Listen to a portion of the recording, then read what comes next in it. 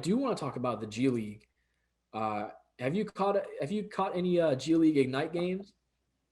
I've watched some G League games in general. I've caught only a handful of Ignite games. I think I watched the first one where Jarrett Jack went off, and I was quite impressed to see. But I've watched a couple others, but not too many. Mhm. The G League's been exciting this year, man. They had to combine some teams because they wanted as little amount of travel as possible for like COVID and stuff. So they've combined a few teams, and the G League Ignite are very they have some prospects on there for the next draft, which look very good. Jonathan Kuminga has been very impressive with his defense. His offense is still a little bit shaky, but he is scoring like 18 points a game, I believe, in the G League. Even though he's only shooting 40% from the field, and he's actually shooting 18% from three, which is horrendous. Hmm. But his defense is very good, and his free throw percentage looks good. So, free throws are usually an indicator of who can maybe develop a 3-point shot in the future. So, he's going to be a little bit more of a project, but he has a couple NBA ready tools right now, including his rebounding. He's averaging 7.6 rebounds a game. That's very, very good for his position. Uh, he's impressed me a lot, and also Jalen Green has been very impressive to me. I wasn't actually super high on Jalen Green. I wasn't like as high as everybody else was. But then I watched some Ignite games, and he genuinely impressed me. I mean, he's shooting 50% from the field right now, scoring 17 points a game. His turnovers are a bit of an issue. He's averaging like 3 turnovers a game or so, but that can be fixed. His 3-point percentage is 30%, which is better than Kuminga, but still definitely needs to be improved. But what I love most about the G League and seeing like young players go there instead of college is that, for one, they're playing with actual ex NBA players or people that are trying to make it to the NBA. So they're playing with bigger dudes who are stronger and all that. They're shooting from the actual NBA 3-point line. They're shooting from that line. So they're getting used to a 3-point range immediately, like an NBA 3-point range immediately.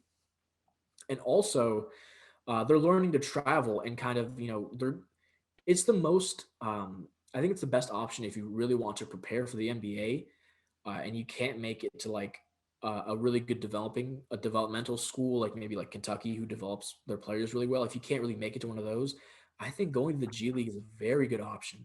I mean, I really enjoy watching these guys in the G League. It's honestly a little bit easier to scout them from the G League than it is from college. So uh, the G League's fun. If you haven't seen a game this year, catch a game. They're on usually at weird times because they don't want to compete with the NBA. But Yeah, it's usually like an afternoon and stuff like that. Yeah. if you're ever bored in the afternoon or you don't got anything to do, switch a G League game on. They're really fun to watch. Yeah, I actually had a chance to watch the Santa Cruz Warriors play a couple of times this season, and I was quite impressed to see Jerry Lin still has a shot going, and Nico Menon was playing pretty well. And it's nice to see a lot of these rookies that don't get a chance playing in the NBA because certain rosters are on and stuff like that. It's nice to get a chance to watch them play in the G League, such like Nico Manning or someone else. So I've been quite impressed with what I've seen in the G League. But yeah, when I was watching Green. Green's he's a really good shooter, and he's been shooting very well. But as a guard, I kind of do hope for him to kind of improve his passing because he's only averaging like 2.4 assists per game, and with the 3 turnovers, he's actually averaging more turnovers than assists. So if he does want to be, I mean, he's already projected like what a projected top 10 pick going into the draft. So if he can improve his passing, he could probably see himself actually jump up in projections. And Kuminga, I like what he's doing, but I feel like at times he does shoot too much. He's averaging 16 field goals per game and 5.4 threes per game. So I kind of hope he does improve on that a little bit. But I've been fairly impressed because these dudes, because like you were saying, it's like they're not even getting that little, like they're not even playing with college players. They're playing with people who made it in the NBA or try to make it in the NBA. So it's much more competitive than going to a college or going to college to play basketball. So I've been quite impressed with them. I think they lost. I think their first game a couple days ago, if not yesterday, if I recall correctly. It was a couple days. Yeah, it was a bit rough. I think Jalen Green he played very rough, and Kuminga played quite rough as well. But they're young players. There's so much potential on that team. You know, it's nice to have they have like a veteran presence such as Jarrett Jack. I think Amir Johnson's also on the Ignite team. Yeah, so there's like people who can guide them. But those two do need a bit more discipline if they do plan to go high in the draft. Just like work on certain things, I'm saying like passing and working on ball handling and shot selection and stuff like that. But with young players like these guys, it's just impressive to see them play. Just impressive to see them play this well amongst NBA talent. So, I think Ignite was a great experiment. I hope they do this another season. I hope this is kind of a more, a regular thing. Mm. And, honestly, I kind of hope that the G League can get back into its full form after, or, well, not after, but within this whole COVID situation, this whole pandemic situation. I kind of hope that they can have more teams instead of combining teams. Because the G League, it feels this is kind of the most love I've seen the G League get in a long time. So, I kind of hope that they use this more to develop players. So I'm all for the G League, and I'm really enjoying what I've seen so far from it, to be honest.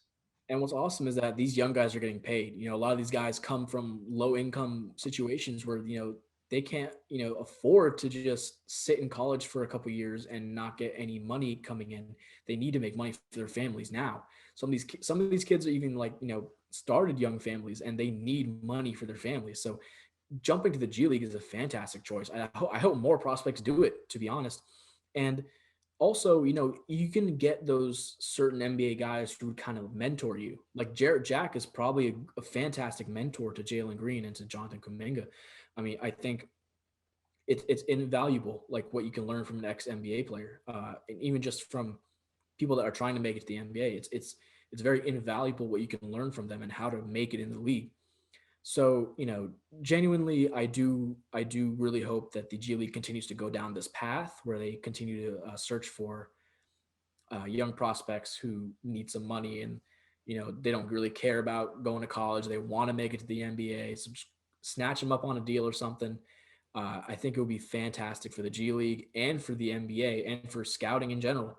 But yeah, so on that note, thank you for tuning in to the Speak Truth Sports podcast.